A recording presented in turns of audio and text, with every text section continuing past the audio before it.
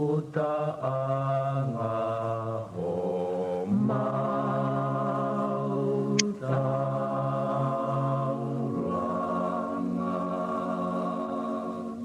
Halapaini tu ka whakamatala, hona ni whiroa ma whaingata, nonoa tawa ke whaihana, e tatalo moe o tu hei lala. Halapaini tu ka whakamatala, hona ni whiroa ma whaingata, nonoa tawa ke whaihana, e tatalo moe o tu hei lala. E wisai, whakapo, a maasi mono fuloto, ka neongo, e neto, na maunga ki he tai kono, na e toko, e whanua, e tupau o hapai ki o lunga, ke malui, me o lunga, a tonga nio whai o tupua, o tu laina o tu matanga, mo takau no e ka whakautanga, matangi mari e ko maua whaanga, o tu kalonga loko e hake anga, o tu laina o tu matanga, mo takau no e ka whakautanga, matangi mari e ko maua whaanga, o tu kalonga loko e hake anga, e wisai, ka whakapo, a maasi mohana fuloto, e neto, na maunga ki e tai pono, na e toko, e whanua, e tupau o hapai ki o lunga, ke malui, me o lunga, a tonga nio whai o tupua, lele a moe mai ko mokotu, ko e whangelolo a halai malu. Ko kore ke hu whanga moa i he talamalo e whanua, ka maanga hei talawhatapi ko tape. O ku wha o atpa miheni, talangata e te au whai tua mama, o ka tā e whainga maari e koe ni. Ke o ato he mo polokalama ko ia FATUFONUA fo ou ki he ahoni. O ku whataonga pe ka inga ku lere e ngahi ngāwe ko tape, pa mi e pina, pa ngahi ngāwe ko ke whahoko i he ngāwe anga, ka ko ilo i pe ku o tokolahi ki mo tolu, ko mo malolo, amanaki ko ia ke whakaosinga e tau a pongpong. Ka tau whiawhia ko ngā ko e whainga maari e ko ia ku mau lawa ke tau te kau whakatahai. Lawa ke u whoki mai o tuuta mai ki no Selani ane po. Ba i he pongpongini ku lawa ke mau e whainga maari e o e whakafofonga tangata whitu, PAULA PIVENI PIUKALA. Ke ma whakahoko atu e tau POLOKALAMA whaosi ko ia ke tau ni. Ai ea ko e FATUFONUA fo ou. Matu unga na ke lava ma POLOKALAMA i he wiki ku osi. Wana mawhainga maari e ke lava o wrap up e tau POLOKALAMA ki he tauni. I he whainga maari e koe ni o ku maua e whainga maari e ke lava whakakato atu ma whatongi a koe ia i he POLOKALAMA FATUFONUA fo o ki he tau a whewa tolo. E ne pehe ko whiawhia ki tatai le rei e whakafofonga i he laine piveni malo tau maa e honi pia malo e ngawe lahi pia me tongana. Whewhe hake tuunga kui ai pongpongini piveni, ngo tui pe mahalo na ku lerei pe tua e a ki ahoni e. Malo bisolo malo mo fa mari. Ko ia. Ko le te pe ki hu fa te fatapu. Ko e afo fa ni. Ta ko le mai weekend mo le au pito tongani e weekend. Ko ne tu foko ni e piveni ko tui ko e hangai ko na ku ki kamata to aki ko ta POLOKALAMA whaosi eni lawa ke whakahoko he tauni me e FATUFONUA fo ou pea moe kāinga ko ia ku nau mui i he POLOKALAMA ni pea ku whawhiawhia ko ngā ku ta whaosi pehe ahoni pea tau whaosi tau rewa a pongpongi ko e osi e tau wafe wa tolu mo no ngahi ngā ue ka ko tui o ku lahi au pito ai ngahi isi umu ngahi mena lava ke whai ki ai hono tala noa mo whakamama me he POLOKALAMA ni ka te tuku atu piveni fefe anga ho wakai mo sio atu ki mui kamata mai lere mata uni ngai fatongia ko e como fuesia tata te fito ki fare area ko ha ho wakai atu me he tainimi ke ngai fatongia ko ya ku fafe maria pe ka te ko e pe ku ke tuina to ton pe ke te ki lere yang o ia mau pe fo ke room bia ke te le ia ka ki au ko fia pe au solo he halafononga ko os fo mai he foi fa i ta u fare area ko nei kai ke aha ku fa hinga awareness ke il ha mea ke pehe ko na aku matiu teu ke ha fa hinga mea ke wala to fa hoko ki fare area kana ula ka mea go fia uia i he in so far o kulava o kulava ke whakatoka ngai nai kamata ke hoko e mea ko anga maheni ke hange ko ha pui ia ke whakangatangata ai ki whiri mo whakaukau ka koe mea koko mahino ko ka tiau nai whalala noa pe nai ai pe hange pe ko ngai nai wat pe ko os whai pehe pe whalala noa pe ai tola taha e kau whafofonga ko ne whawhiwhia ko ka au he kusio ko e taimini ki māmange ai ngai issue ngai te fito issue ke whaha tokanga ke pay attention ke ai ka whafofonga ka pau ka pau ko e kaweinga o tau kawe ki kaweinga ke pure i le fonua o kuloloto pe mahuinga tātoa pe kau no pe kau tawa taina mo kau whafofonga whakalukfua ka pau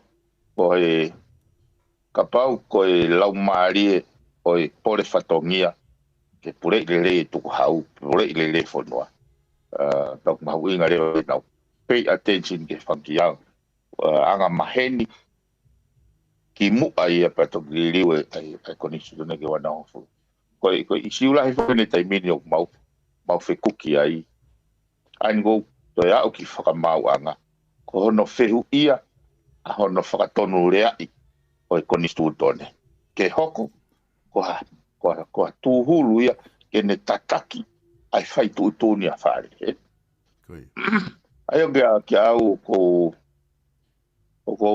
nofo ko meni na hanga o e osipe e mau fili si pana fai e mau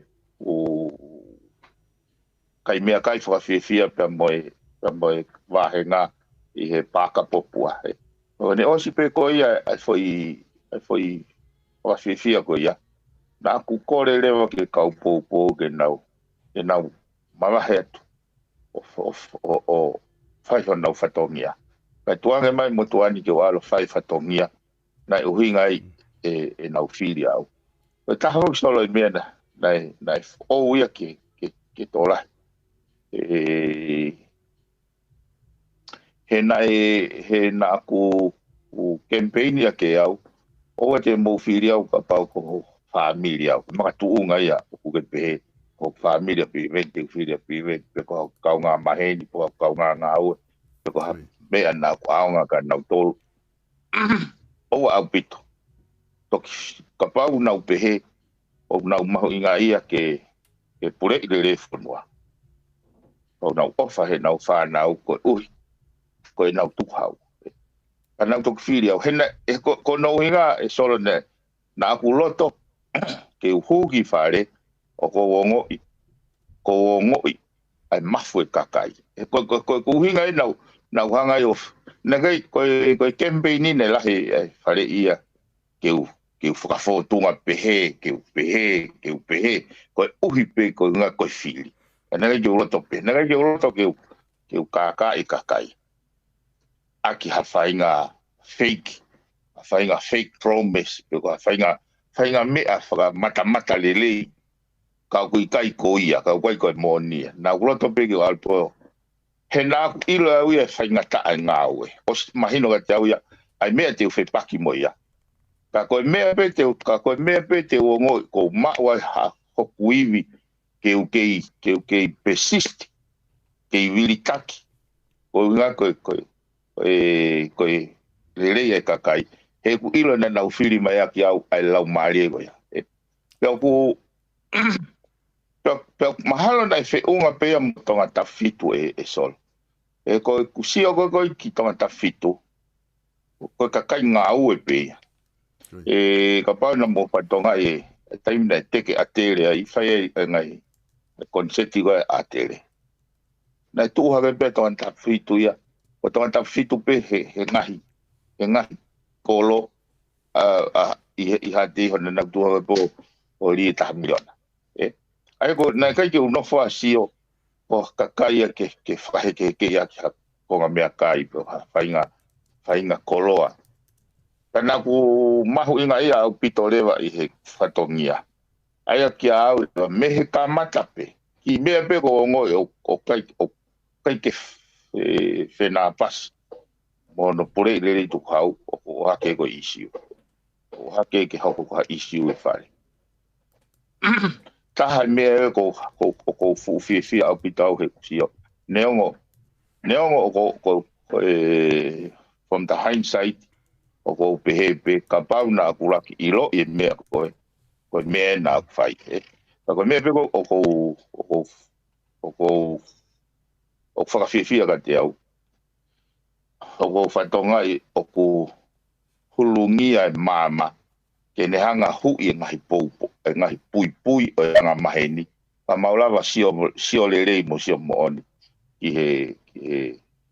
ke issue loloto o mahu inga mo mafatu tu ki ange fonwa yo ape ki fata ta ko ni solo talo e ku hu mo mahu inga ia he ke tala noa e patsete fonwa kana alo tala noa ke minister banga o ha tala noa ke kau ngau e whare area pe ko fe taimi o ku tala noa i ai patseti fotutu o patseti mahina ka te au ko patseti o fotutu pe he pare mea mo kapniti ko foi mea pe whare area ko rapa stempe ka kana ko ha au ko tutu ni ko ni sutone o so foi fe ma ko fitwalu ka pa de na foka fare o fakatonga ngai fare ko fitwalu ko ni sutone la hono fa palangi pa la mono fatonga ngawe ko ni sutone foi rea ko fare area ke ne determine ke ne determine e ko determinations o patseti na o hinga ke ko ni sutone he osi hono hanga he minister pa anga o disclose mai ki whare area ai whakamore ko toa pe. Mo paanga ko toa pe tāna ki mai. Me tukau. Eko foi tau ia ngai mga tōnga na uhanga e o whakawhehu ia i he vote of no confidence. Ha e huinga na nau na kai ke nau disclose mai ai whakamore ko toa pe. O whakatatau ke koni sutone. He koi ko talanga ko ki he fatau waka puna ko e lulu tai na e tok whaia i aokos o i tauni ko me na o mai na mau o ware ka atoa pe whare area na e o mai na e ostotongi ai 1 miliona Amerika ia ki he fatau waka i me tauni me ko e wafe watolu ai ko tau whakapanga ko o sia. Ko sone rewa o mautala noa ai patseti. Ai ko whakarea he ko nisu tone. Ko whatongia minister panga ke ne disclose mai whakamore ko toape. Mo panga ko toape na i tānaki. Kai ke disclose ia. Hinga i whakatanoa ke mea ko ni solo ko ngahe na ko haalahi. Pena aku tui kai to iwe ko patseti. o lao mau inga tahaia e mau pay attention kia e te o tu pe ko tok whakalave ki mau inga koe ni o tala noa e patseti ke ne ki he ti te ila ania koe na asi mai he tuku ngā au e koe ni e kau nesi ke na e mau wahe ke ne ki he ti te ila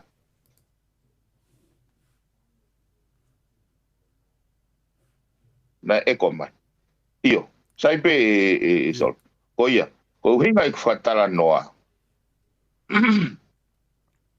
fu me e na to tonge mau inga ka ko e anga mahenia na ne pui e ia ke kai ke o lava pe tala o go e o falala na fai be he te pire weiki ke te pire e pare mea pa moni kapneti e anga maheni ka ko ini kai ke na hanga disclose mai ai foi tipo city pea koe mea koe ke patse timu ne tala mai le vai nau plani ngā ui moe mea ke nau fai ake paanga ko os vahe ia tu he whare are ake kai ke toi disclose mai pea mai foi 5 miliona e nei toki toi whea pe e au taha wha au kos ai nei whae tālanga I koe whantau wapuna ai a kia au rewa koe foi koe palo pare mai ai kai ke tau whekumi ke uhinga le lei pa ke iai hawhahinga afo pe ko whahinga tūhulu ke ne takaki mea koe whai tūtū ni roto whare area. Nau e sio ki choko tāt koe flickering effect pe nia ai tae pay attention e ka whafofonga pe moe whare area ke patseti. Nai iei ki tohitangi he mahina kōsi koe hiki wahenga e kau nesi moe nau mahalu kawai moe nau overtime moe mea. Ka koe ka naku ofeina ai kau nesi. E mahino ka te au kai ke oku ill advice ki nau tonu. Ka mahino ka te au ko majority e whonuani wage na hanga whatoa nga e whai system ngā aue. Ka iai hatai whi mare whakaukau ia koe na aku. He mahino ia au he taimini. Ka iai leo hapot ngā aue unau tai whi mare ke mea koe wahenga.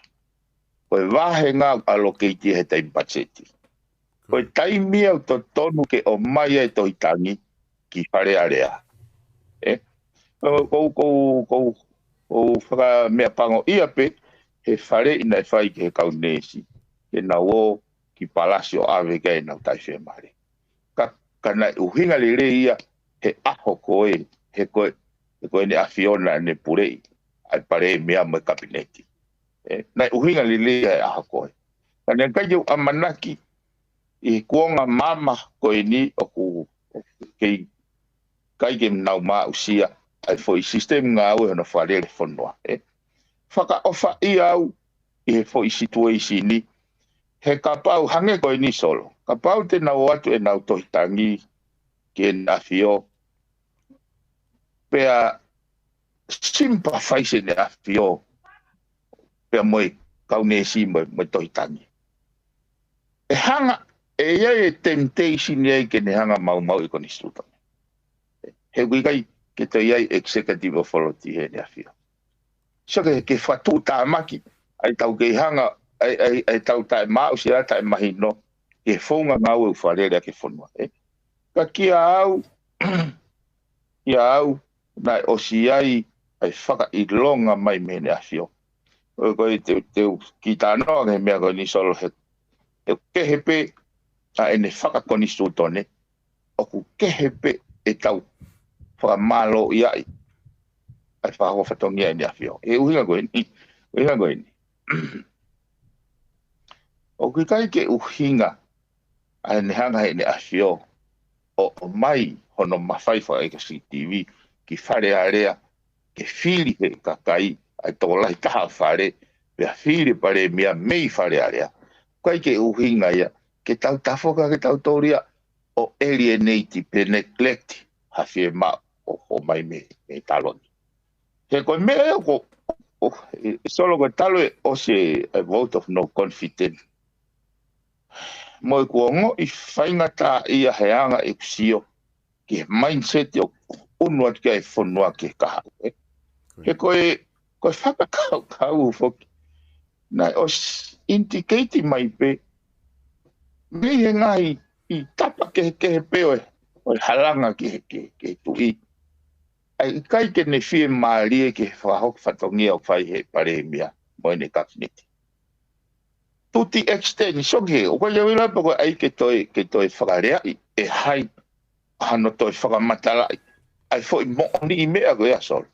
Tuti extend o atu he pare mia e ne kau minista ke whakanofo mai kai ke talia ne afio. Neongo pe o ku whakonistu tone pe o kai ke whakonistu tone. Isi u ke hea. Ko isi u go ne te tonu ke whana mea pe mo pay attention ki ai kau hou eiki no pere oi whare. Ke na hanga whehu ia pe ko hai he tui pe moi pare mia te nauri ki tua. E ko kuinga ka pau te nau ave e nau attention ke mea koko ke nau malu I ene afio. Me ne iku ke whakatau ere. Ke ne whai tūtuni aki hono loto. Ai mea nei o se hanga tu po uruaki o whakathoki. Ke ua te whai hono pure e whanua aki hono loto. Kai pure e whanua aki konistu toni. Ai aki au. Nei to tonu ke nau hanga whakaukau. Pe ko hai rewa te nau whakaongongo ki ai. Te nau whakaongongo ke pare mia e aho. Pe te nau whakaongongo ki he mofi o mahino mai me he taloni. O mea whake taha ke nau pay attention ki ai pa nau reisi pe solo he raka matape. Ai fo I fua kawa. Ngata he ne afio o ku fua kawa, o ku mau fua kawa ka atoa ki ai.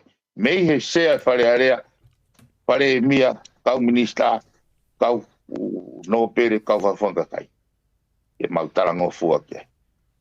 Ko au na aku hanga o hake isiu, ke mau ke hake truri loiolo, ke maurunga ia, ke whaka uhinga ia o I fua kawa. Mau loiolo. Truri loyal. Ako truri loyal te whai e mea ko toa peo ke ka koe taimpete ke o mai ha mea ko hala. I will let you know and I will help you make it right. Eh? Aia koe ke heia nā kuloto ke koe clarity nā roto sai. Koe mea o ku mahino ka te au he osange koe ke nau talango fua ke ene a fio. He fua kawa na nau whai. O sanga kai ke nau talango fua ke ne afio ka nau ko fehu I rewa ake ke hou eiki no pere mo kau whafonga na nau pou ke pe kui fe ia ai pare mia I he fua kawa koe ni ha rewa ai po so kai tau hanga pe fehu fua kawa koe ni ko ja ko ngai ai ke pare mia po I fua kawa ke talango fua pe na afio ua tau he konisu tone ke maani oni tolu ke whakapoto ono tokanga I tu hau e whanua. Ui ko le rea whanua. So katoa mea koe mau I katoa he osi koe vote of no confidence. Mau I katoa. Uraki unau talanganta. Ua unau mau I konisu tone tolu. Unau ai noa e tu hau. Kai kei hiki ni mape. Koe mea koe o me ko o pe ai o alwe ai ka hawe fonua o nofo I le linga ma tai pau he foi fili nai fai he ka ho ignore bere na ana wi fare area he te vote of no confidence ko mau tarini ke au ke ahavalu ke ai tu ni ai fikau aki pe mo development ai institutional review ko ni Kau hange ko kulau, talo ku kore ko kuwahe ngate nau. Fok, ka whai ne ngau ka tuange au ke watata. Ke whai mea nai huinga hono whiri au. Mo te kei ke uongo o kou foki hifo. Neongo ko ose nia tau, o si ai ko no molo tau alu he foi time frame. Kamata tau o se tau. Tau hihi ke tau ngāwe pau tau wha. Ai ko whakato ukai pe. o taimini o festivity, holiday, ke te malolo o enjoy. Ai ola te ngāwe. Ka kia au he taimini, o kai ke TT7 pe he taimini. Ai ko o wai lewa mahino lewa ai ke he taimini space. Ai no foi space, no foi dimension o ko iai he taimini. O te ke o foki hi po au. Lo tonga tu tau tu i le renga ha u e fonua he tai pau. Unless and until ko conclude ya fanga tuku. I vote of no confidence.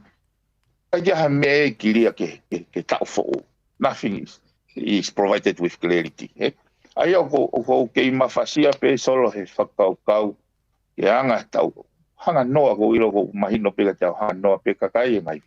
I whai tau malolo ko ni mai kai whaase mai mea ko ya. Ka kia o ku lahi me ai au te keike pekapahe kai ke vete ke maala te tau longo a pe ngai i pe fu system ngā ue o whanuan ka wai ko haala he aki Piveni koe o ku mahina o pito e whakamatala koni na ke whakahoko ai mahu inga koe patseti e ko tahaia ai whakamao popo ku ke o mai ke wakai ke kai whanua ko tahaia mea mahu inga ko ngā ke wakai i whakalere i patseti ma taimik whai tala noa ki ai. Hange ko whakatata ko ia ai tohi ko ia tuku ngā ue kau nesi ko taimia na to tonu na me le ange i ho whakau ke whakahua te tohi ko ia i he taimi ko ni o patseti he ko whaitu ia tala noa i ai paanga. Ko ilo i peki mua na ia e palopalema he hiki wahenga ko ilo ko around he waf mai ono ko time fa ko ni na tika ke fai e tau liu a tau kon he waf hongo fulu ai ko lahi taha ma fai executive na ke i he tui pe na e whakahoko i he whakaosinga hange ka teo he kumauna ai Royal Command me he tui i hono whatongia ko ia whaka executive ke whai hiki wahenga. Ka koe ni foki o ku o si whai liriu e wafi hongo fulu. Ko kwe hui ato aku ia. Ku lava liriu ia pe au mai pea moe executive ai lahitaha o executive power ki he kabineti. Ka kupu walu o koni stu tone o ku ne whakangofua kakai pea moe kau ne si pea moha tahape ke whai e ne tohitangi. Ka whakarea kupu walu ia pe he o ngofua ke kakai ko toa pe ke whai e nau tohi, pe ko nau tohi kore ki he tui, pe ko e wharearea. Ai ko tohi kore ki he tui, pe wharearea. Ke whakaha o area ki he mea kua mai ka te ki nau tolu. Ai ku uhinga, o ku whai e liriu ia o konistu tone i he wafe hongo fulu, ka o kei whakaata pe ko walu ia kakai, ka pau ku nau whea mao ha mea ke tohi tangi, o ku nau o mai refe wheitu pe ua, ko nau tohi tanki he tui, peko nau tohi tanki wharearea. Ko se o koe ke asi e ni, ke pehe ke nau tohi tanki he paremia ma kabineti, peko whee tu o totonu. Ai au ke asi pe i whee tu e ua koe ni ko tui, pe mo wharearea. Au whee ho sio ki ai. Ai ko tui whuke nai, alo kau ne si o whakahoko ke nau tohi tangi, ko taha ia o whee tu e ua koe ni, ne ngau ku ke tala mai, o ku nei me tonu anga hano atu ki wharearea i he patseti. Ko ia e solo. E mea ko ni nau ko slave i peki mua pa lahi ai ngai whaka lelei ke koni sutone o ko te ia mo ia e kono palparema foki a solo mana tu ko Paige se ta program ko ni ke tau tala noa ke sistemi ke tau tala noa ke function o ngai subsystem o ne current ai fonua ko taimea na whae ko liu taimea na wongo o ko he osi ko ulau ko ni stutone he osi a liu taimea le vai na wongo ina kai ke ma usia he kau liu ai he kau aki whakasistemi. E nā gosanga po ina au te kupalu ma kuptafitu sol. Koe kupalu, koe ne tuuia ki mua he kei executive a tui. Tui ki mua. Tam uhinga le peia, ke tau o toitangi ke he ne afio, he koia whai tūtūni ke he executive. Koe taimana mafuria i kuptolu taha, o to'o e ne afio me executive. Toi ne afio pa moe privy council. Me he executive. Kei tu ma upe foi fasia, foi taulunga ia kupvalu. Ta tau pe kupvalu ma kuptafitu pe ai. E fai ho pure tai fili mana. O wikai halere pe haki tokofia. Haki toni po haki kulu. So ko uhinga ia ko ke executive. Lirio ni ave executive ke pare mia pa moe kapteti. Kai ke ha foi kupuia ke ne hanga no o ai pare mia pe moe ne kapteti ke fai e nau pure tai fili mana.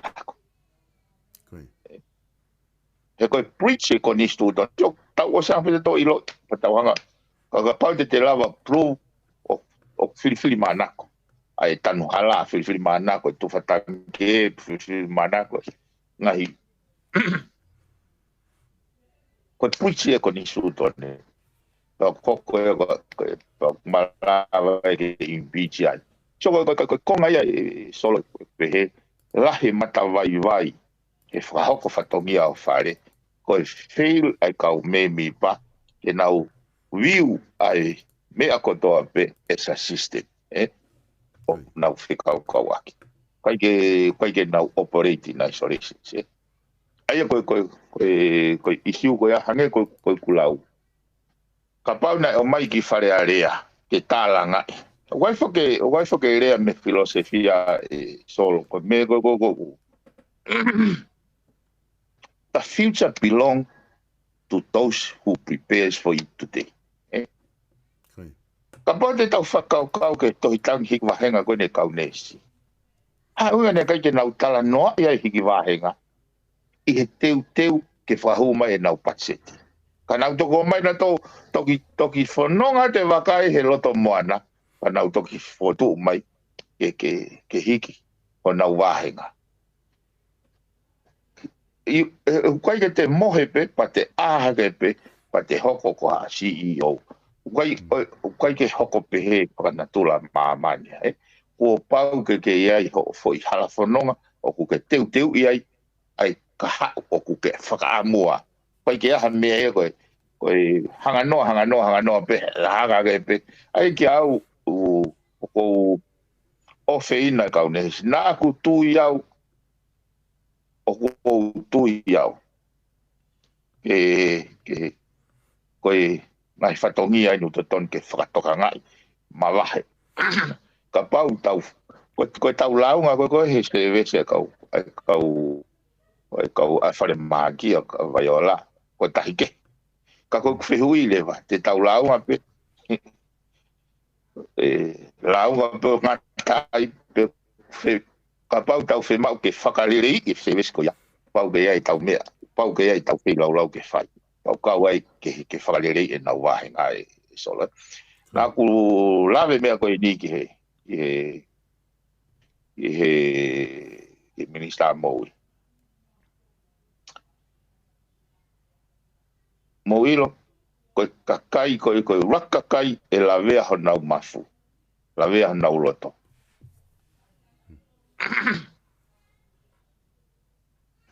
He mea koe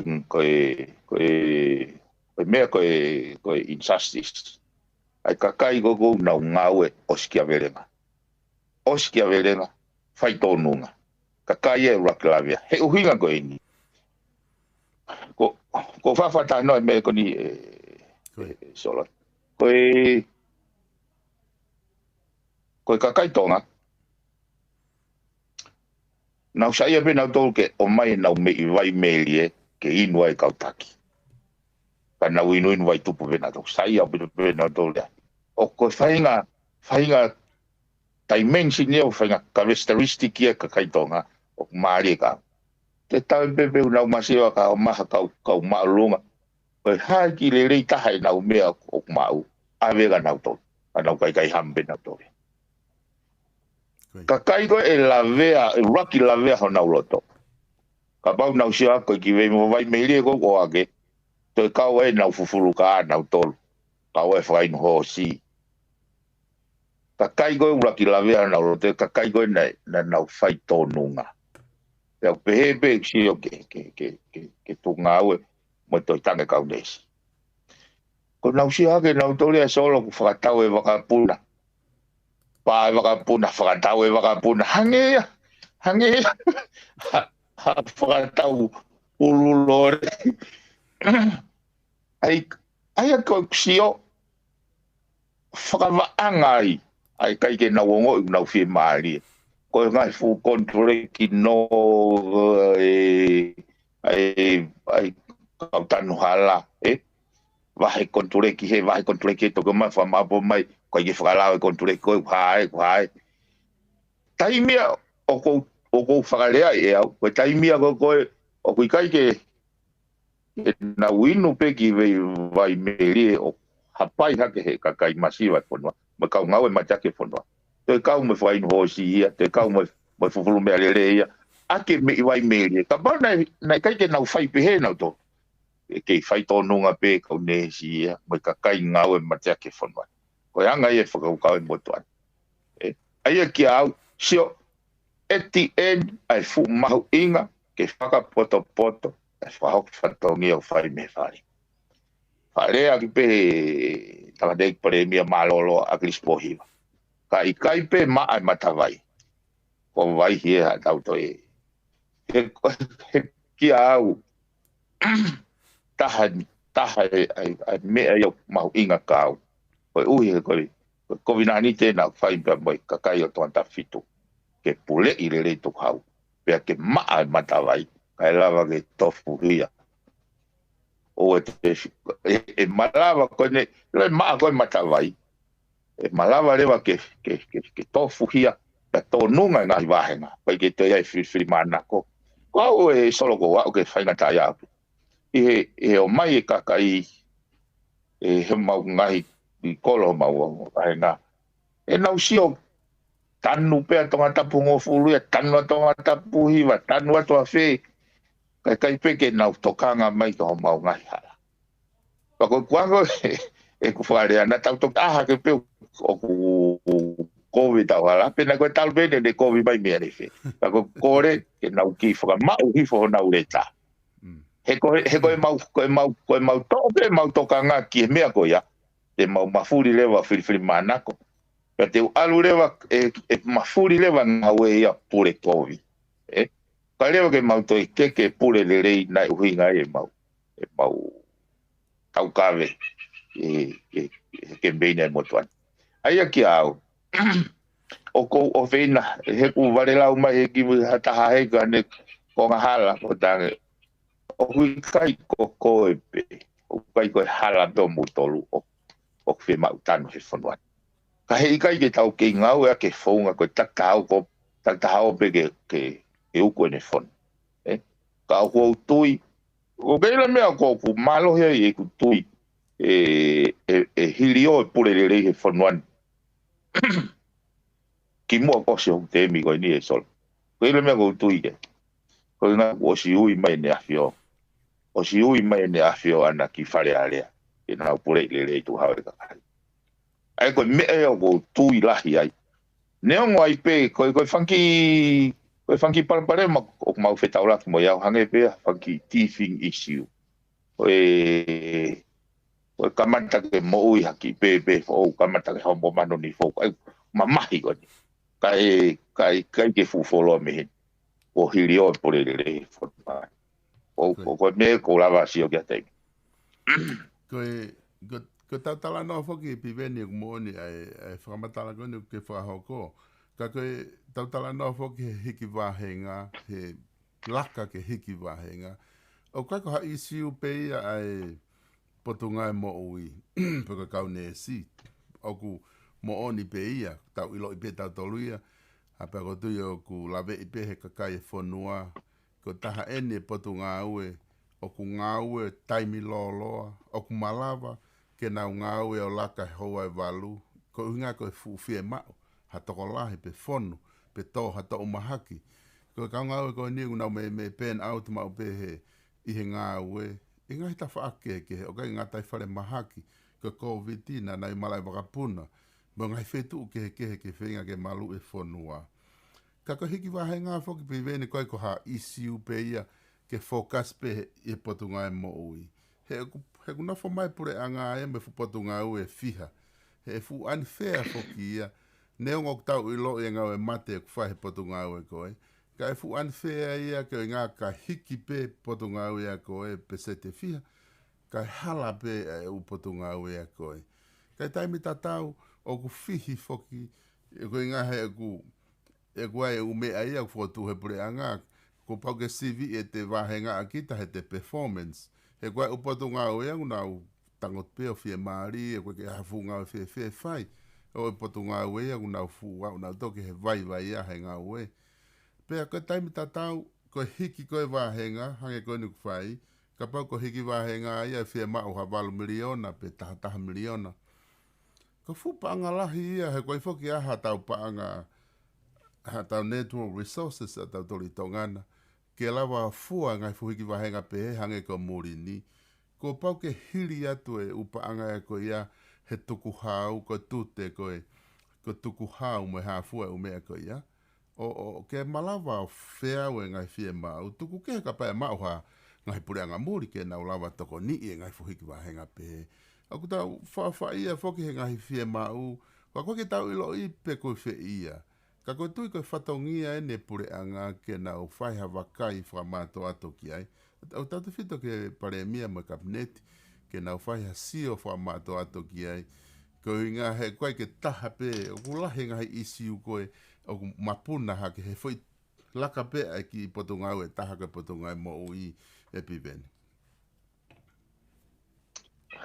Koe e sol, koe se te ta whoki pe me ai, ke mahu inga koe nau tā noa i he patseti he. Kau ati whakatātā koe ni. Ta whoki pe pure anga hike patseti a ke ua ngea miliona. Me he nima ngea miliona, fitu ngea miliona. Ieti, kai kia whainga whakakau kau ia. Ke kau ai hiki wahenga. Moi whakareri wahenga ngai pot ngā ue. Urakia. Oa. Ta whoki pe pure anga hiki ai nau budget folau me taha tol miliona ke ua taha miliona. A ke walu miliona. Kai ke nau te konsita nau tolia. Ka koe kau whakene mea koe solo e tala noa koe mahu inga koe palani. The future belong to those who prepares for it today. Koe isi uin.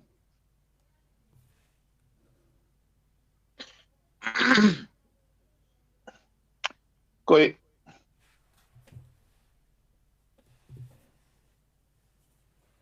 o si aina te o ate whakakoi.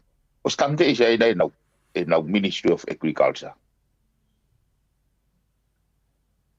Na hambena to integrate mai agriculture ke nau curriculum ba nau education system. Kakoi men ko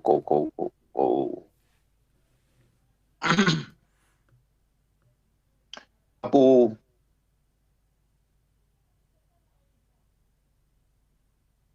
aki pe moe Pareto principle. I lava ko he kau FATUFONUA o analyse. I workforce o ne produce. I like taha output o nau fie mau. Pe moe foi workforce o ku o jange nau more resources ai pesete wa no resources.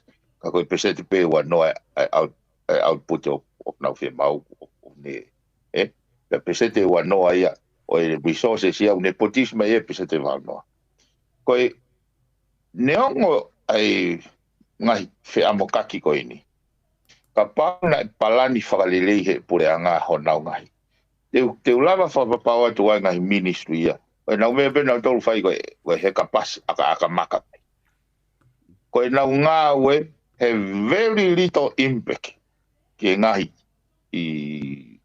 output o ngahi outcome o fe mau ai plan fala la ka foto e pula la he ngai pot na we o kai ke they are not productive ka koen solo mena do ton ke palani mo no folo loto ai pule anga tau fa mana tu ene afio ene mau inga ia me la la ko ni tol o laki ko e ako ua ko moi tolu ko tunga fa economica fono ko kusio ko aku ki hanga whakaukau ko foi anga maheni ko moi ai pe mea whai ngofua i gai ke nau lava sio le reki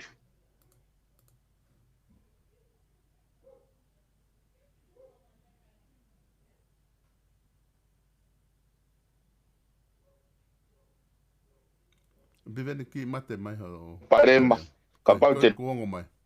Kon kuongo mai.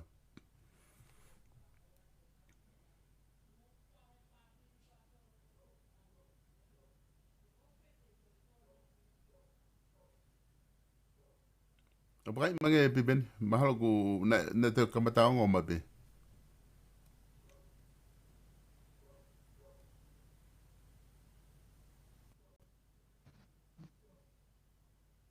o wain Iyo, kon na kuongo mai.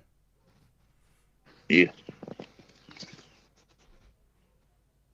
ko ye neo ka to ko no moni ko hinga ia ai whakalere pure anga o hinga ia ai fotutu e pacheti ke na hanga prioritizing ngai mea kumahinga he ka bona abundant ka bona mohu pe fonua mahu kai to apalpare mai ia ka ko hinga eu tau apalaya e whakapoto moi palani strategically ko nga ke tau lava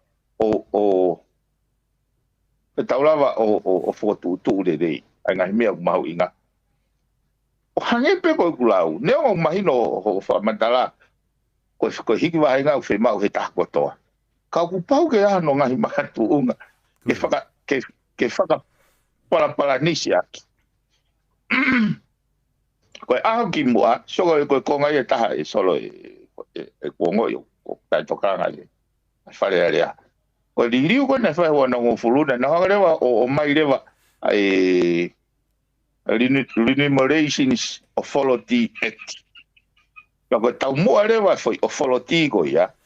Ke nauhanga o assessive tunga wahenga potu ngā ue ko tau pe matahanga ue ko tau pe. Ka nau tala mai pe oku in line ai ngahi tunga wahenga koe moe whainga output ko koe na nau whaka amu ke tiriwa meha whainga department. Os neongo o mai he authority ko ni ai u fotutu ko ia okay tau ke no pe tau tolu ia okay ke maua ki pe whainga maua ki mua hange to te pe whata pe hi wahenga a whare area na os o mai he authority ko ni ai kau expect ke no pai no fotutu e wahenga ko kai ke tali e whare area ai pe na tole na ki me pe na to ai ni ko nu lo tonga fa ye ho po ya ko te tai mini kai ke a to ai me ko ni shoki pa hange ko ya tala mai ni ko i wa henga ko pau ki te sio fa lu ku fu kana na ai ko ai wa henga fa re re na ke na te ta ma to ki sio fa lu ku ai ko uhinga o selective pe ai fa hinga criteria na fa am ke fa hoko kan kai ke na hanga fa kau i fa lu fu na papa e foki bo mo manatu na ia ki hiki wahenga na o mai ki kau policy na tau ka ve atu ai ka ba fonga ka kai ke na usio fi whakaluku fua pa ko o si pa ko ai pa na hanga pe o faton hia i mai ko hinga ko whakalere u whai ko ka policy ko hinga satini ko ko wa wa o ku si le va na sa ti ni ko no lo fa ai pa ko na hanga po ai ke normalize sai o si pe foi me ko ha e fi ma ka pure ako e ko pure ako ko i tonga ai ula hanga de va na pure ako ko i ha pa ai ta mai de va ko ga to la ye ai ko ga o ku le o wa be na o tu me ya Ko poini ko lo tau ke whamamafa he po tānoa he mea koe ni. Ko time patseti, time mea tau tānoa. O hinga rei hono o mai ku fitu alu. O mai sirin tau tānaki, o mai sirin na tau whamore he tau koosi.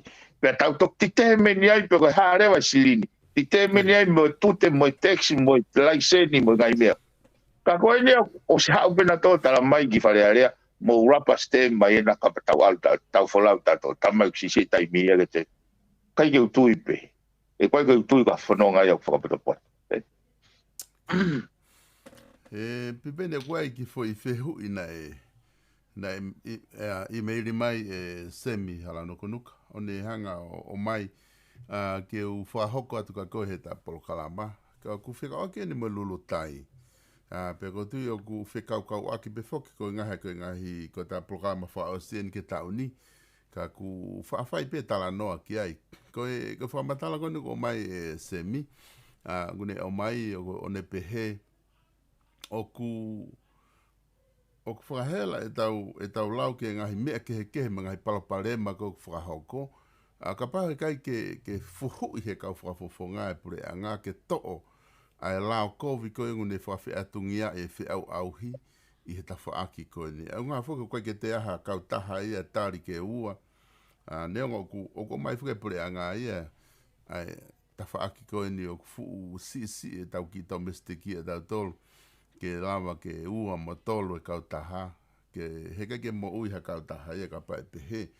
Kake whakau kau ni o mai se mio ne o mai e ia pehe koe o koe e ko ngo hai ko ia AOC mo FAOC o ku ikai ko hatu uni pe lao fa wa pure anga ia ka ko polisi nga u pe atonga he ku la he fa asima ka kai he pure anga malu i ko pure anga tala mai na te kai ke kakato fakakato te vita palu e fie ma ko ni ka ku uhinga ia fa matala ko se uhinga mai pure anga ia wa o mai va puna ia ke o mai pa toki apply leva o mea koe ni ke whakakato. Ka kupeheka se mi ka pau e o mai wakapuna ia tu uai ka apply o se hatau e taha. Ka osi lere whuka risi ka fumore lahi ia ai totongi risi ta e puna wakapuna ka toki whai whakakato u whia mao koe ni. O ku lao kovi e whainga mea ia koe ia. Ka kone kore mai pe e lava ke mo fuhu ia tu ke whakaawa mai ha matapaa ke hu mai fly new o ngā ue i tonga ke na whiauhi pea moe lulutai pe ma ure vai kakai se vesi le rei le vai he ka pate na whakaata muke pe hoko pe ku puna fly new i tonga ko ia solo mea pango ia ko i kawa u ngai tunga e ko whehui pe a koe ki pure anga i polisi ko ia. Ko interest a hai o nau anga whinga ke protect. Ko hai huinga o nau consteni ai ka pau e lahe ngai kau tawa puna e mate waka e kau mata. Ko mea whakapisnisi ia. Ko la whakapisnisi ia ko business decision pe ia kau taha. Ko me ana tolu fai ke na holo mui me whakalere e wakapuna o hoko ko sino rekureita pe ke na hanga o malu ia interest e kakai. Ko na o mai na toto e kau e pisinisi ko interest pe ia aki na tolu. Tak mo ne ai whakatala no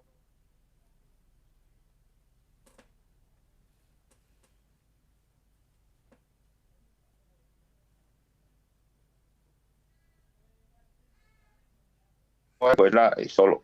Koe.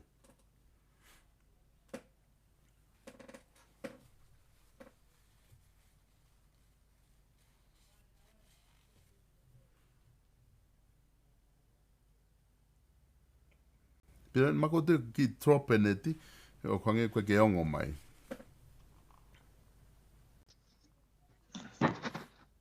Io, ma mene rao ki telefoniko. Koe. Ko ia solo. He hula tonga hengi ngahi mea lahia ke u whaitu tōni ke hopo koe no whai ki hono e kea koe koe. o ko kutui ka foki mai o a whare alea ke tāranga i mea koe ni. Totoni ke nei vete ai pēo mea koe. E koe tūko ne tai mini lahi au pito launga he service koe alulu tai. O se na totonge nau tiki te mau o ata dolge tai folau. Kansele o kosto o na wingoa na dolo si reschedule ke aho ke hea. E kui ke au o ku kai ke whakalere whakakomesiare. Ka koe kau fuki he mea nei hoha age ne awhio ke tuangi ai airline ke he private sector. Ke naulawa whi au au. Koe whotu tānoa koe na ko mai se mi koe mea moonia.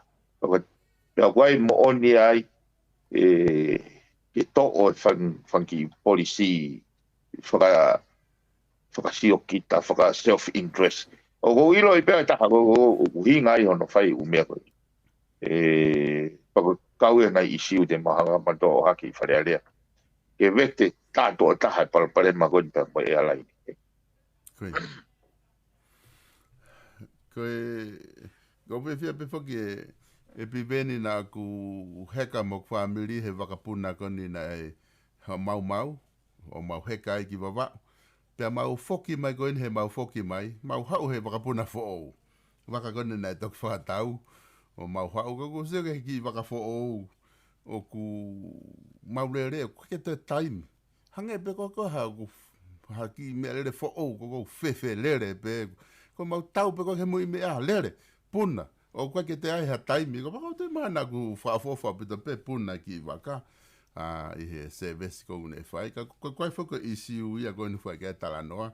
O ku whaafofa pita puna waka. Ko isiu e nia ku talanoa maa semi mo mea ki ai. Ko isiu ia ku loloto pia ku tokolahi e ki matolu. Koe ke maufu ilo ki he ke whakaiki ki koe ia AOC mo FAOCC.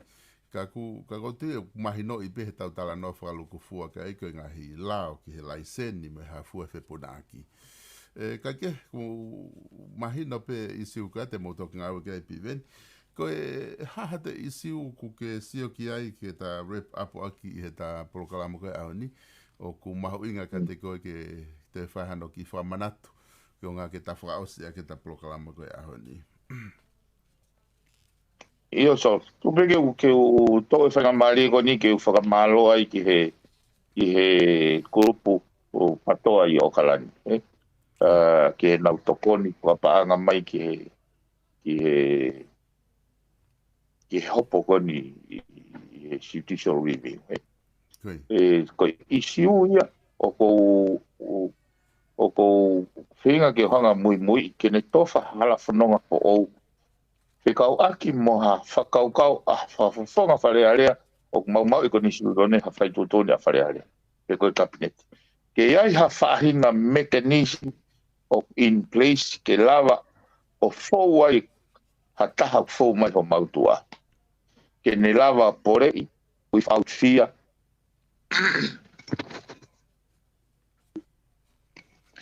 Ke ne lava porei without fear.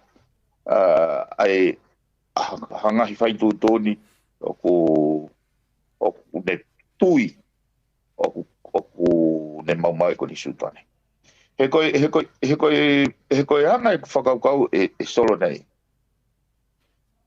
He nei ospe koe vote of no confidence ko rulul pe mo se ako pe tiu ave me ko ni whamao. Pai akuri ke sea.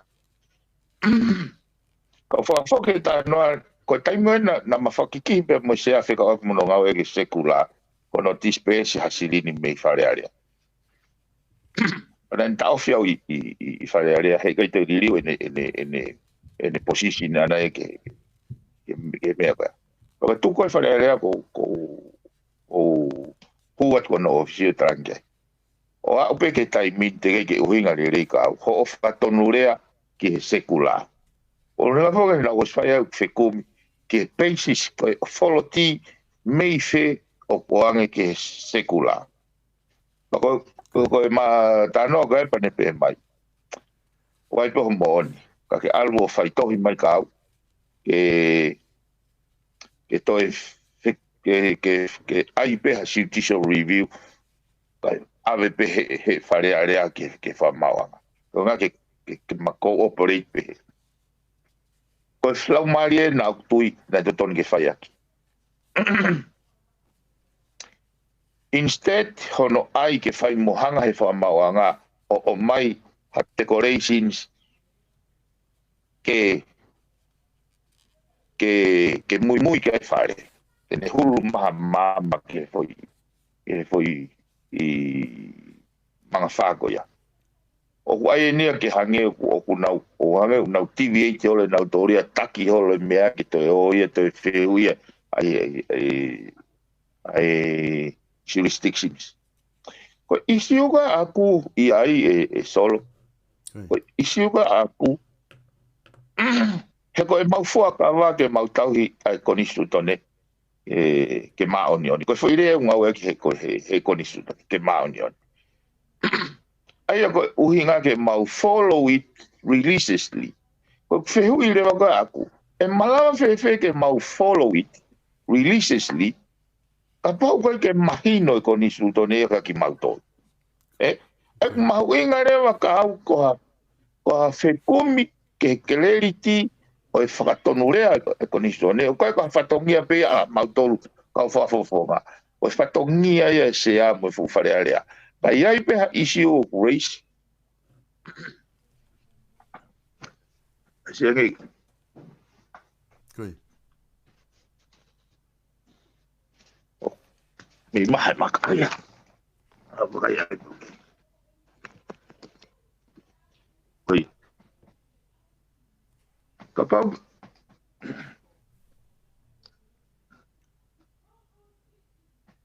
Koi. Ai ko sio o to tonu lewa ke whakaurunganga i fo oa whare area. Kai ai peha ha issue whakala operation whafofonga ko e whatongia i a whare area ke seek clarity me whamawanga. He ko nau tau ke ia. That's their area of expertise. O koe ko ha me eke mautoki o ke ai whamawanga. Ko anga i whakakau. Kei ko mahino ia koe ka awe taimini pa ko me ko whakakau.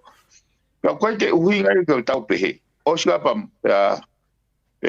tau pehe tala mai he whamau o ku hala ai sea. Pea totongi lewa ai sea ia ai whakamore, ai whahae taha. Ala lewa sea ia ngawe ke paanga wharearea. Paanga wharearea. Pea koe tala mai koe ko pakapau lewa e pehe ku hala ai kau whafufonga. Pea tau lewa ala ko nau kato. Ke hau ko tunga whatu tāmaki e solo. He ku mahu inga ke tauhanga whatoa ngai. Ko me mipa wharearea ko e mawo fight for the interests of the people. Ego o toton ke whakakau i mea koe ni ke aha foi system. Ego mea ko usio kei o te kei ke racia. Pa mahana te pe ke fupore i fe whai hano whehu ia a ngai whai tūtun pe heni o au ki whamauang.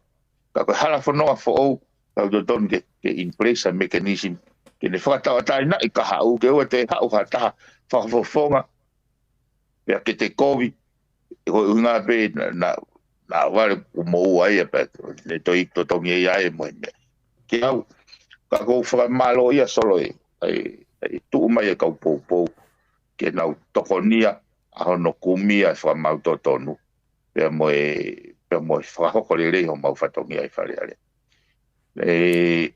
ospe foka vote of no confident pea tu tak mai foka ka po tamai piven ko hopo ko me ia au ko sili ni ko me mauton na lava to no totongi no totongi ai fituafe e maulo ia ka kia solo ka wene me ko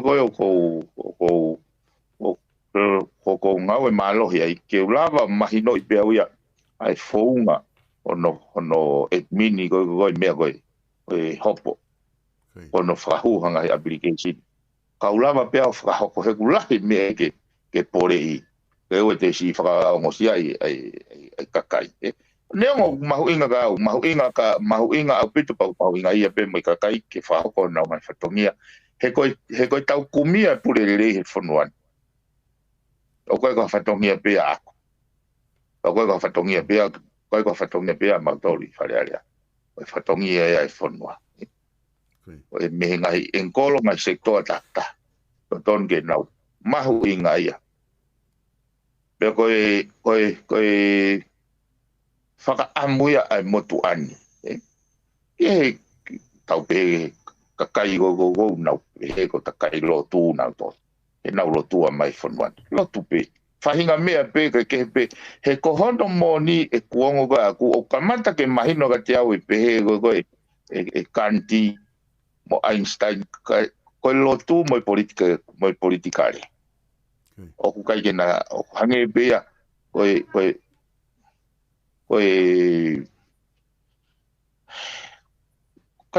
kai ke tau lava wha mawai ki nau. He sio koe kamata ke mahino e ka te au e taimi. He koe tau kawe ke pure i le rei, o ha sino whakapolitikare, koe lau maari whakalotu ia, whai tāniti. Pak fu, kai ke, amana ken ke whao si ta POLOKALAMA, kou whio ata i pia i popoaki taramonu ke kau whanonga i he FATUFONUA. Pea pehe ke kau pou o kunau toko nia mai e ngā ue ke nau to'o e mamafa whakapaanga o e pore i whakamauanga o e ngai whaitutoni o whai he poreanga. O hane ko glau te ke se tolo ai fo i tau ngā ue ia o e wafe wa tolo. Uraki te ge tāpune wharearea ua te ge maua whangatuko a vote of no confidence tolu o te ge kiria re vai e pe koe hae mea e hoko. Lolotonga tau o sanga peo toka mea ai o gai tai whi maari e me taloni ke whao whatongia hou e kipe mai wharearea whanua. Kau mahu inga ai ngahi wike lotu goinu kwa manaki mai. Kai o waha mea kwa whoke solo kwa ke o koe e kutui aku. E mea koe ni pau koe ke koe kutui o kui kai ke ai ha mea ia e hoko. Mama o me fo tutua e otua. Koe uhinga lahi e whaangawa ke whuirea ke tau teka. Koe kai pe ke whie maari hoku loto i ha mea. O kou loto ke utari e mea koe ia. Kai tuangi tau teka. Kai unga ka tau lava o pay attention na waha whekawai. Na waha, e aha whotutu toi maalunga ngea. Ai o ko amanaki pia. Ai pia, owa te taulotu ata tau ka whahinga me. Taulotu pia tau tolu ke hoko mai ene pule. O hange tof pe ko ene whotutu. He koutui, o kune toka mea i pe mea o hoko ke whanua. O tui o na ai mau ki i potala noa mai ki kau whaikawa i elai he. Hanga he tangantai whaikau ia o mai ka au e whai whakau. Ke liu e ka veinga o kou tuuaki me he pure rerei. Ai ha whainga mea he ko hange o pe ko hange te ringa veli ai kau taki ki ai. Ko whai atu koe mauta noa ala ta noa ko pea. Kai tāna tō whatoa ngai. Koe pure rerei ko sisu. Koe tau lama whetoni. Te tonga pe pure rerei e whairea koe sisu. Ai una industry. Ai ke au ta tau ai pe pe hai mata vai e tangata. Ka koe whakaukau e pure rerei. Ai o kai pe ke toi vei ua i whakaukau. O hala whanonga peia, koe mea peia e merino.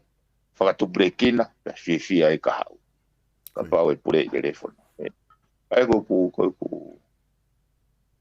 taramono, mo popoa peia ke kau whanongo. O ka POLOKALAMA koe ni. Naulo tua peke pure i lelei, ke hoko mai ene pure, pangatai.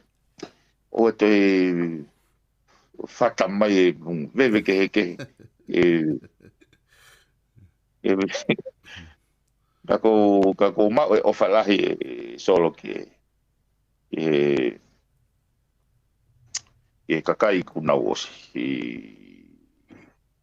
o mai na ngahi I talaofa mai ngahi I silini ke te tonga ke kako ko whakakaukau a akuia na te o mai fok mai ki toi mo ua ia ai whare area kia mautolu toi mo ua pia whare area ka mautolu ka whare area ako tanga ka tamatuku mai toi mo ua koe a kau ke alua me ke se ai whare area pe uhinga le rei ka nautolu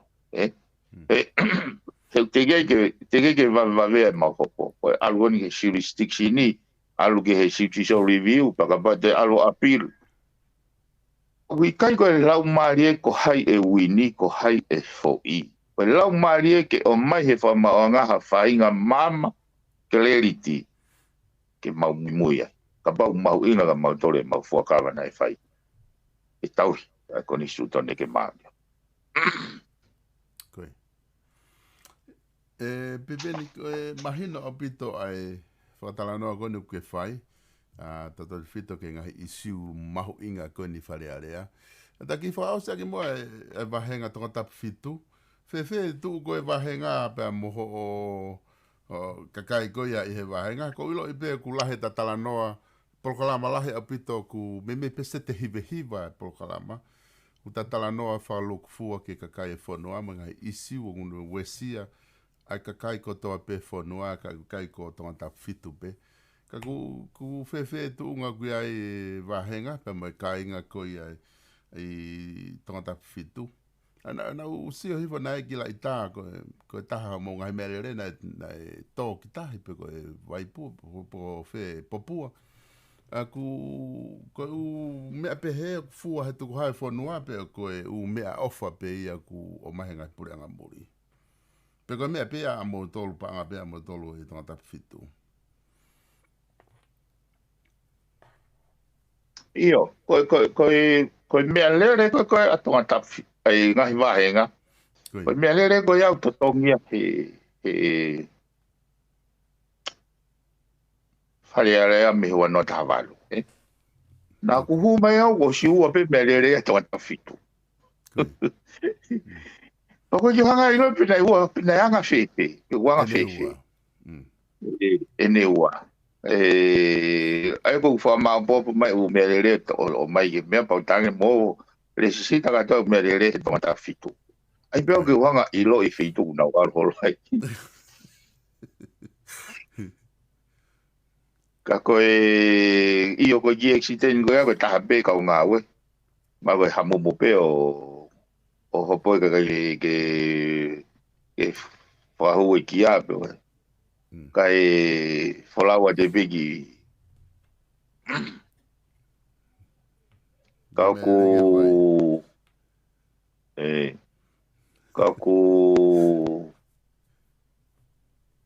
te ke mahino mai anga no ngahi pe te lawa nga. Kako whakaukau ka ku takta responsible pe ke te own up ke te mistake. Fai besi o game pa mo office ko ya ko hai e tunga o ku ai ke u fokke ko ya we solo kange go lau ka we mau wahenga ma to he kai fasi ai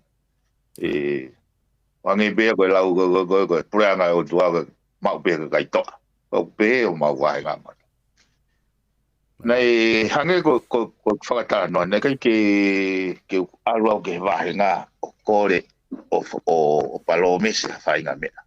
Ka nau kusio pe he mau. He ngawe aki ugoi pa mai kakai ai fuu ai ahono mau ki nau tolu he kautaha no goni SPPT Kana whangare wa fuatu I POLOKALAMA. E malui me he ofisi ka na o no he pange. Pau arewa ke pure pange o kore. Ke na hanga mua implement ai mechanism go ngā ke SPBT ke hok wahenga. Uraki ke whai ngofua. Kai ke toi whema mea malui, kai ke whema ngahi repayment ke hanga whapapau i repayment, kai turiti ko informal sector. E koe uhinga whako e koe noia pangeu tok tari peka pau ke ngau mahino waho wahe whau i ke ua. Koe ngā ke to wai hono. Pea ua ke ai mea malo ko tari. E lava remove ngai mea koe ia, tuku pe ia ke formal sector. Kai o mai no koe ni ke informal sector. Kai lava o whai ai e a hoku wahe ngā ke nau ngau. Panai tari e panke. Aia koe no koe ngau e he no molo koe kakai he SPPT koe pisete tolu nima. Koe te no tolu mano, no taha mano o te totongi rewa e pisete tolu nima. Fixed rate. Aia koe foi tolu afe ni mangia ui au tāna ki mai kai pake tok tāpe foi tau kakato.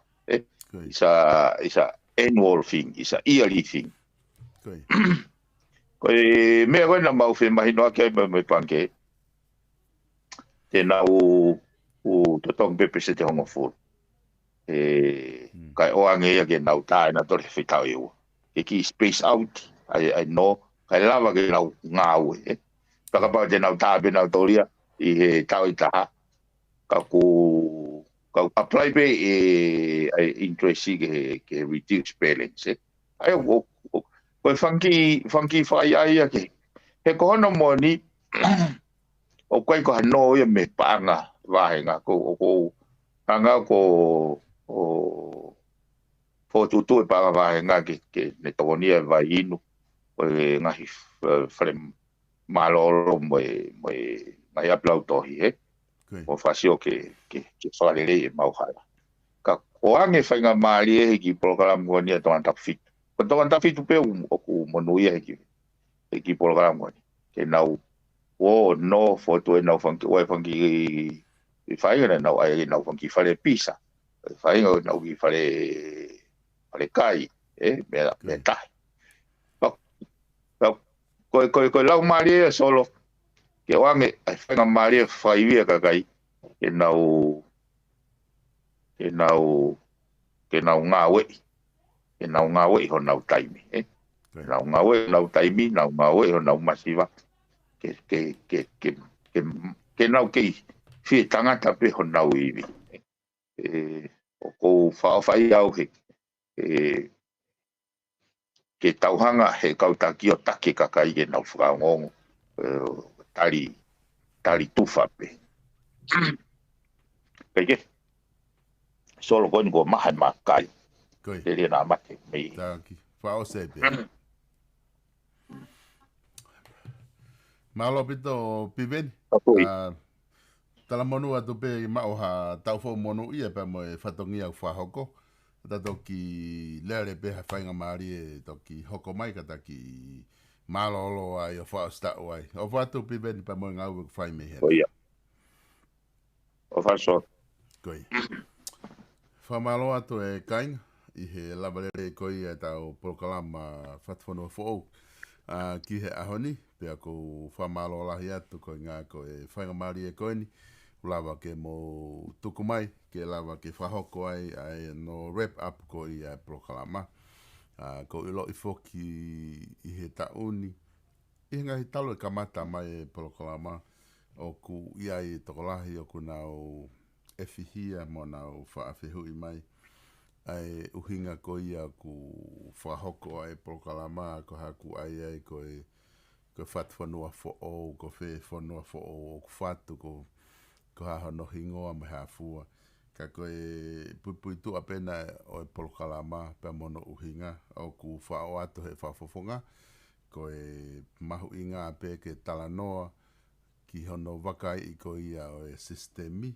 ai o ku whalere a ke whanua hangai mea o whiama o ke whakamama ai ka tau mua ka te whita pe ko whakamama o ka pau o ku wongo atu ka whakamama pea ku ma whahoko atu pea mo whafafunga ha whamalo lahi ka te mo tolu mana tu i hange koi ko wha o atu o ki kai ko taha ko POLOKALAMA ko toa pia ku whahoko ko tonu taha aia o ku o atu pe whainga maari au e tokotaha katoa pe Polokalama atu mei heni ke o atu e ne whakaukau.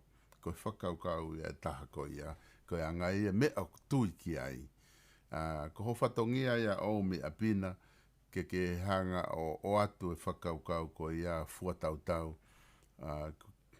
Ko haha o whakaukau ki ai, ko mea ia totonu pe ku kaiki tatau ia mea ku ki ai. Ko haha o vi ko au pa ke o mea e koi. He ko tui ko vahe ia o tau whai. Pea ko taha kotoa pe. O au ke kau palofesa, o ko o mai a Polokalama mo ia, ko whafofonga ko ne tonga tapu fitu, o au ko haifua. Au ka pulutousa mo haifua. O ko o mai ki nau tolu ki heni, ke o atu e nau whakaukau. E malawa pe ko tonu ia, e malawa pe o kui kai ko tonu ia. Ka ku whawhalala ia teki mo tolu, i hanga hao mō wakai kia. Ma whamalo lahi atu, i he mui ku mō whai mai i he tau koeni. Lava ke tau wao mai ki he ngatanga. Amana ki e ni ki tau hoko ki he whakausinga o e tau a pungpungina. Pea ku o atu e tala monu a loto mawhana, ma loto whiawhia pea mea te au. Pea mo i Bipon Media, a te tala monu whaustau ke te mo tolo ke mo mau ha whaustau whiawhia, whaustau lelei, whaustau o ku monu ia, mo ngai family, tau toki whoki mai i he tau whou, o hoko atu e tau Polokalama, o whatu whare ais, o whatu ke te mo tolu ko toa pe ku mo ilotoni, o ku mo tohi mai ko ilo i pe mahalo ku aha mo ngai whihui, o ku mo o mai i he Polokalama, ka mo kataki nau toki tau mai pe ane po, pe me i Tonga, ki Nusilani, ya pe mo e whitu taki mai whafofonga ki he ma Polokalama na kai ke lava, me i Tonga, pea o te eki ke u whotu kotoa ai system i kone ku whai ake whakahau whatongia. Ko pehei hake pe mea whawawe i ke whai ma Polokalama. Aia o ku kake ulava o fuwakai ki ho mo tohi ko whahau ko. Ko e ni ihi peko na mo seni mai ho mo whihe ui he ku messenger. Peko messenger e Bipon Media ko ulava access ki ai he taimi kone ma Polokalama. Ka te utoki wakai ki ho mo ngai whihui he taimi te u whainga maari. Ko ngā ke whau mea ngai whihui ke whauko ke whawhawhunga i he taimi te ma Polokalama hoko. Ka atu mai whamalo ke ka o sponsor o ku o atu ai whamalo la ki e te mo tolu ko toa pe ai ka o sponsor ku mo hanga o sponsor e tau ngai Polokalama ki e tauni o ku whamalo la he pe me teau. Pe mo Bipon Media, tatat whito ki he kautaha ko ia ko e South Pacific Loans, o ku whamalo la hea tuke te mo tolu, Static to Bow, pe mo e kautaha, i he tokoni ko toa pe ku mo whai, o lava, ke whahoko i he taoni kakato, ai Polokalama ko ia, ai Bipon Media, pe mo tokonia ko ia ku whai, e he kautaha ko ia South Pacific Loans, ai a Piloa, ko e kautaha financia, ai hotau whamu ui, pe mo Static to Bow, o ku nau whiawhia ke nau tokoni atu ki te koe i hao whahenga whia mau nope. I Okalani Nusila ko nau waa i he Cavendish Drive i Manukau, ko e kautaha finance me eni o ku nau tokoni i lahi taha o tau kainga Pasifiki, mo tau kainga Tonga i Okalani Nusila. Ko telefoni whainga fua, to pe telefoni ta i telefika ko ni noa walu meau, walu, hiva walu, te ke tala noa i i Static to Bow, pe mataha pe nau ka au mateu ke nau tokoni atu. But thank you so much, South Pacific Loans. Without your contribution, I think it's helped a lot.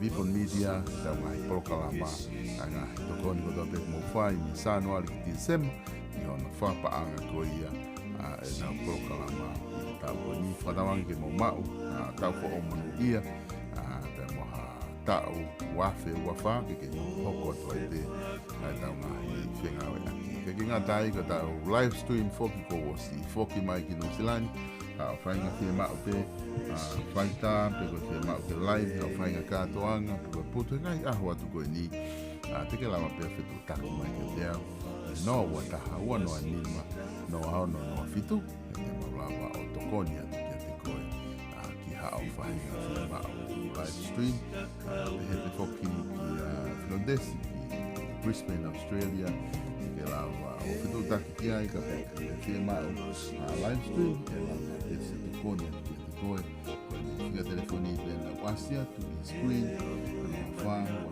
vivo fa ni mo fa e lava tokoni ke te koe hao whahinga whia mao live stream i Australia o wiai a little brother called Tessie Tonga te ne lava o whahoko a live stream koe a pagua tu mone ka ta whalani whia mao ke ka hao whahinga wala whatau hao whahinga wala i he kautā koe ni Fitu tak pe telefon te tau e lawa le rei pe tokoni ke te koe ki a whainga whia mao pe. Tau kau taha wala ko ia koe se a Paige Fashion Tel whama wahi atu. Paige Fashion Tel ka te imoutolu i o wahia. E wharekoloa i he ngahi aho koe ni. Tau lahe pita whikai ko wau. O whakatau a mea i koe whika telefoni ko ua fitu tolu ni no fitu taki ki ai tēnā lawa tokoni atu ke te koe ha whahinga wala pe. Whare koloa kua tu ino kua lofa hanga ke tau mai pia building ko Paige Fashion Store tokoni POLOKALAMA ko tau whahoko me he vipo media tu mo lau na wala ko toa pia na whatau at me ai mabereva ki ai whatau wala Paige Fashion Store i loto na walofa ko tau kota hawaka ko ia ko siu i moana Freight Services Fleti oku ne iai ke ni tokoni ke to iha whahinga taini pete ke whia mao ai a outa o taha koe siu i moana Freight Services petu taku ke fleti i noa ua taha noa o nono hiwa tolu o nono pe ko wheturi i noa ua taha noa tolu ma te nau lava tokoni ke te koe iha whahinga mea peke he uta pe ko whakatau hao mea kai ke lava whahoko ia ia mea fleti i siu i moana Freight Services. Ka kotui ko e lava ia tau POLOKALAMA ki e ahoni o whati ka te mautolo ka mo mau tau whaomono ia.